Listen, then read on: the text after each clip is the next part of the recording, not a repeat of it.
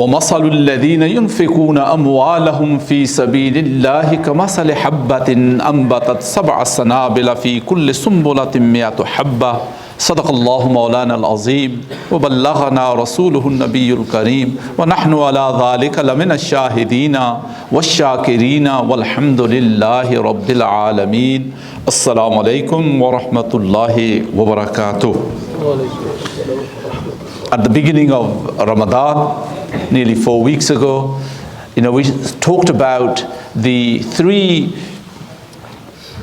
parts of Ramadan. The part in which Allah's kindness, compassion, and His benevolence descends upon us.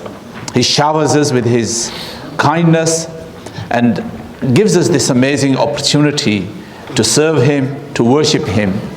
And then that's followed by getting released and free from the burden of sins, getting maghfirah.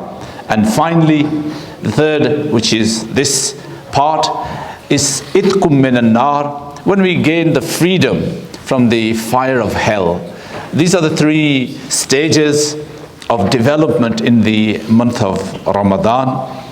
And I'm hoping, as we come to the end of this blessed month, this spring of righteousness, we are feeling something, inshallah al-aziz, that yes, I have got that rahmah of Allah, I've got that maghfirah, and I'm now waiting to have this great diploma, this great certificate for itkum minan nar, freedom from hellfire. And the worth and the value of this month cannot be estimated and assessed in material sense or in the way we normally assess and evaluate things, how valuable they are. Our currency is money, so we use that to see how valuable something is, how precious it is. Whatever we want to see how good it is, we look at the price of the house, we look at the price of the car, we look at the price of the suit, we look at the price of whatever, even foods. The more expensive they are, we think they are more precious, they are more valuable. But how do you evaluate something like Ramadan and its amazing exercises? Well, to be honest, there are ways, but those ways require a different kind of mindset. And this is why one day when Rasulullah sallallahu alaihi wasallam was climbing the mimbar, as he put his foot on the first step, he said Ameen. Then on the second, he said Ameen. Then on the third, he said Ameen. And the Sahaba asked, Ya Rasulullah, what were you saying Ameen to? And he said, as I put my first foot on the first step, Jibreel made the dua that anybody who has this opportunity, شهر رمضان الذي أنزل فيه القرآن فمن شهد منكم الشهر فليصم. Whoever is in the month of Ramadan and finds himself having this amazing 29 or 30 days of Ramadan, and he doesn't get himself forgiven, he doesn't make himself eligible for Jannah, he is ruined. And I said Ameen to that. And as I stepped further, Jibreel made another prayer. He said, anyone who has a parent, mother or father, both or one of them, and he doesn't get into Jannah, he is ruined as well. And I said Ameen to that.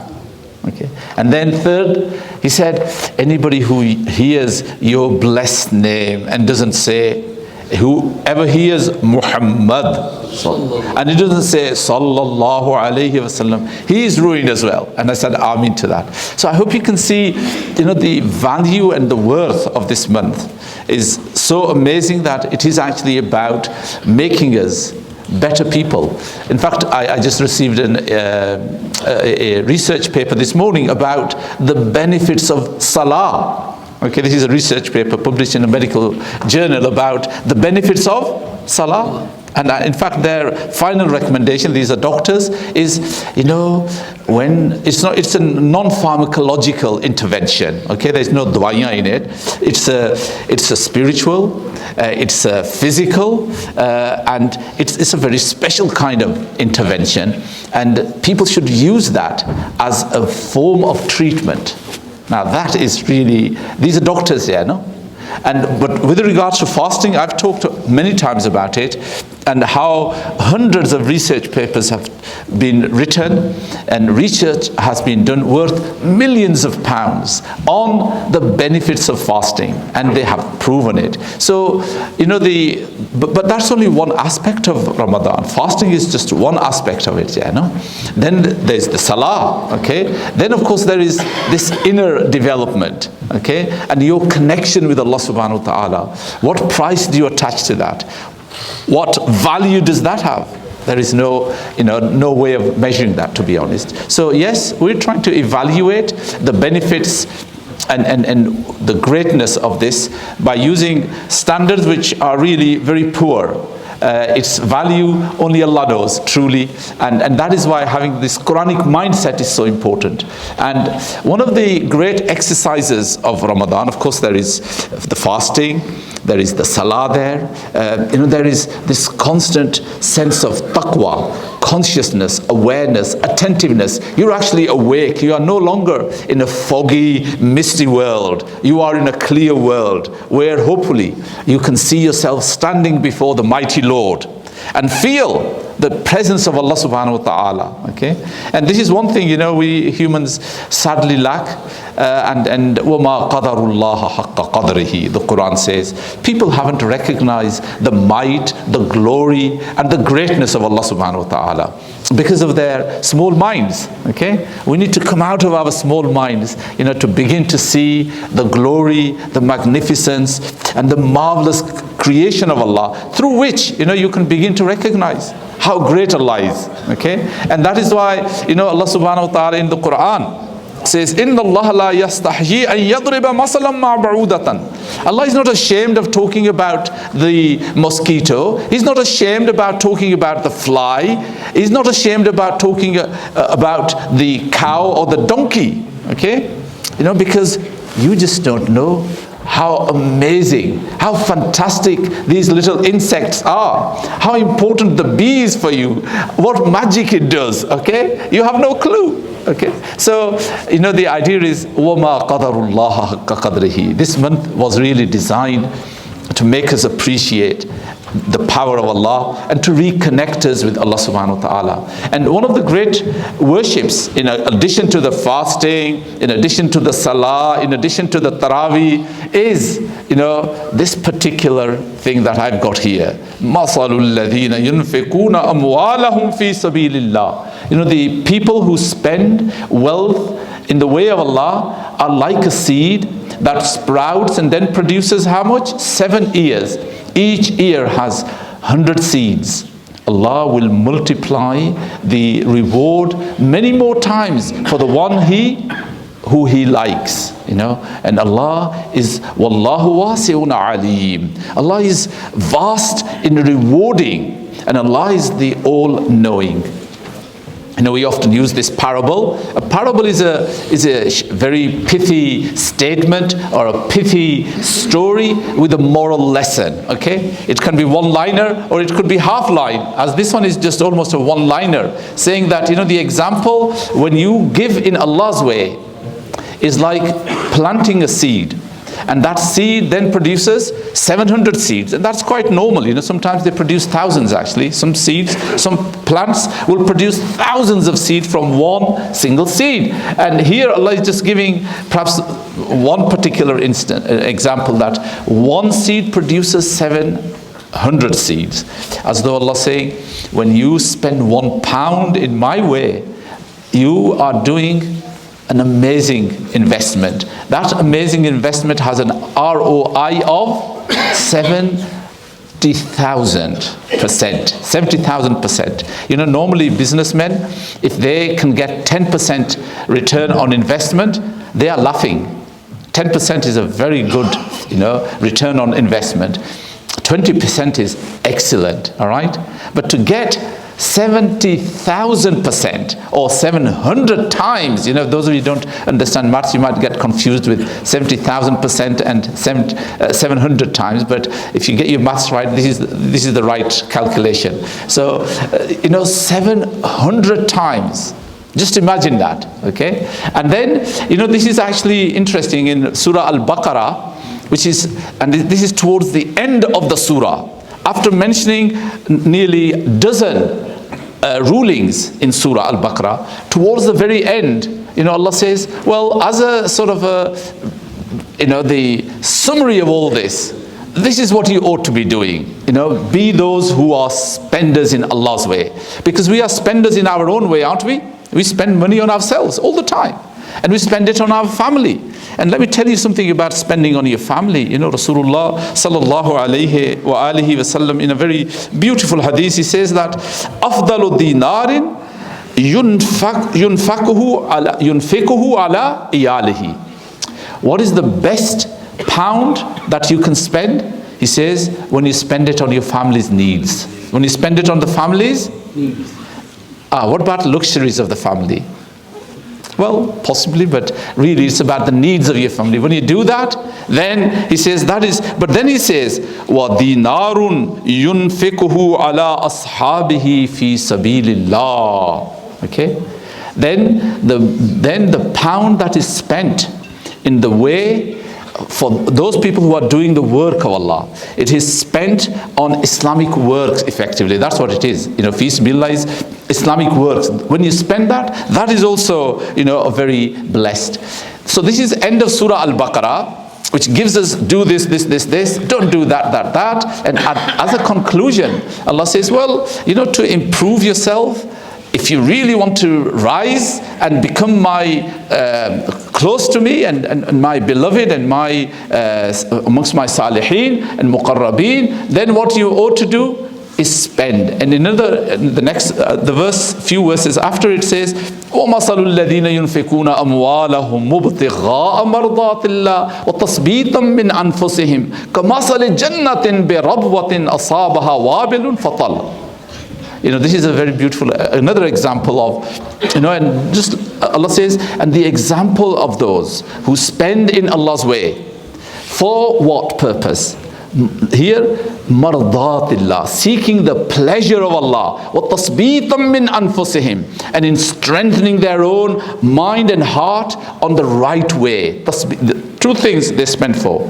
What do they spend for? Mardatillah, the rida of Allah, the pleasure of Allah, and tasbeetam min anfusihim, in order to strengthen themselves. Subhanallah. What is this strengthening yourself? How are you going to tasbeetam min anfusihim? How do you strengthen yourself? Ramadan was about strengthening yourself. And this is what these doctors are saying when they talk about the benefits of fasting and benefits of salah, that this is really makes your inner being, your mind, your heart and your psyche really resilient and tough and strong, patient, generous, one which isn't selfish and miserly.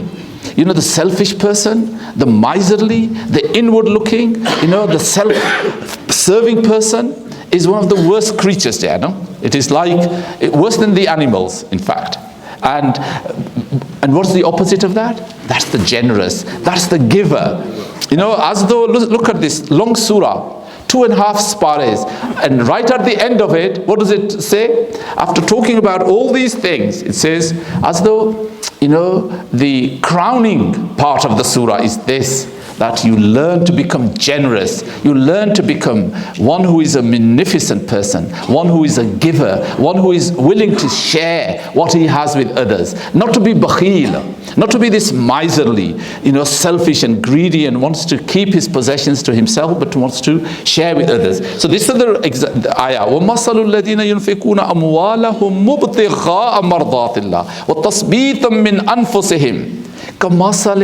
So the one who spends in order to gain the pleasure of Allah and in order to strengthen themselves, Ya Allah, what is he like? Listen what Allah says. He says, Karabwatin. He's like a garden on top of a hill. Okay? And if it rains, good and well. If it doesn't rain, the dew is enough to produce enough fruits and to have enough produce from it. Do you understand that or not? We don't live in an agricultural society, so perhaps we're not. What it means is, any land that is higher up, particularly in hot countries, it's going to have obviously more sun, and it's also going to get dew if there is no rain. The dew will serve to protect the plant from losing its water, and it will flourish. In other words, that is the best kind of garden you can have, rabwa, okay? And so I hope you can see how Allah is giving this parable to encourage us. Okay, look, whatever you invest in my way, and for good Islamic work, for doing the work of Allah, for serving others, for benefiting others, then you will have amazing results. And what is the opposite of this? Well, shaitan, of course, is busy doing something. What is the shaitan busy doing? He's whispering in your ears. Okay? Inna shaitan, the Quran says, ash-shaytanu ya'idukumul faqr. Shaitan is saying to you, hey, if you spend that £100, if you give that £1,000 to the masjid, you are going to get poor. Ya'idukumul faqr. He's saying you are going to get poorer. And what else does he say? Ya'idukumul faqr wa ya'murukum bil fahsha. This is really, he's telling you you're going to get poor. What does Allah say? He says, wa ya'murukum bil. That shaitan is telling you to do a behayai. So in other words, be miserly. Allah is equating that with being shameless, being immodest, okay? And calling it, fahsha, indecency. That is really interesting, So to be a miser. And of course that is, when there is people who need your money, when there are projects that need your money, there are works that need your money, and you have it and you are not sharing, of course that is shameless. For decent people, that is indecency. That is like fahsha, Who's saying that? Allah is saying, وَيَعْمُرُكُمْ بِالْفَحْشَاءِ and وَاللَّهُ وَاسِعٌ عَلِيمٌ. Allah is vast in knowing what intentions you have. And then, listen to this one. This is almost the final part of Surah Baqarah. يُؤْتِ الْحِكْمَةَ مَنْ يَشَاءُ يُؤْتِ الْحِكْمَةَ مَنْ يَشَاءُ وَمَنْ يُؤْتَ الْحِكْمَةَ فَقَدْ أُوتِيَ خَيْرًا كَثِيرًا. Whoever is given wisdom has been given khayran kathira, the best of all. He has been given the khayran kathira. He has been given the khayran kathira sometimes is translated a lot of money. But here it means all kinds of goodnesses. If you get wisdom, you have all kinds of wisdoms. And then Allah says, فَقَدْ أُوتِيَ خَيْرًا كَثِيرًا وَمَا يَذَّكَّرُ إِلَّا أُولُو الْأَلْبَابِ. But only those who are intelligent will understand this. So if you want wisdom, and I hope there is nobody here who doesn't want to be a hakim. We all want to be a hakim, is that right? The wise person. The one whose works are wisest. Allah says, what do you have to do? Everybody, what do you have to do if you want to be wise? Be generous. If you want to be wise, you have to be generous. You have to be munificent. You have to be the giver. You have to be the one who wants to share and distribute your wealth. That is the wise person, the Quran says. That is the wisest. And that is the best of all. May Allah subhanahu wa ta'ala help us all to appreciate the value of this great month. And in this month, of course, all of our sadaqah, all of our charity is equally multiplied. Wa akhiru da'wana anil hamdulillahi rabbil alameen.